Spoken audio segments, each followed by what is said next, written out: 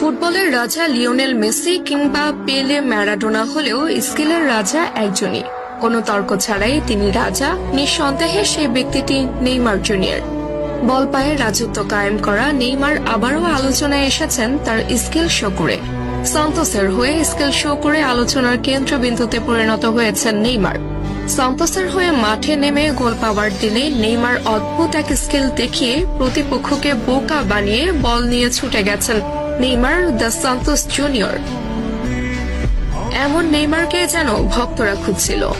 goal.com-এর প্রকাশিত এক শর্ট ভিডিওতে দেখা যায় লং বল রিসিভ করে নেইমার লাফিয়ে উঠে প্রতিপক্ষের বাড়ানো বল নিজের বুকে নিয়ে গ্রাউন্ডে টাচ করিয়ে পায়ের কারুকাজে প্রতিপক্ষের প্লেয়ারের মাথার উপর দিয়ে বল ঘুরিয়ে নিয়ে আসেন নেইমার। তা দেখে অবাক বনে যান মাঠে উপস্থিতরত ব্যক্তিরা।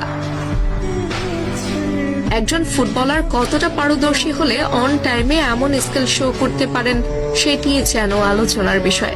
নেইমার বরাবরই সফট স্কিলের ফুটবলার। বল পায়ে প্রতিপক্ষকে বোকা বানাতে তার মতো প্রসিদ্ধ ফুটবলার আরেকজন নেই বললেও মোটেও ভুল হবে না। তবে এমন স্কিল ফুটবলারের সার্ভিস সান্তোস কতদিন নিতে পারবে সেটি মূল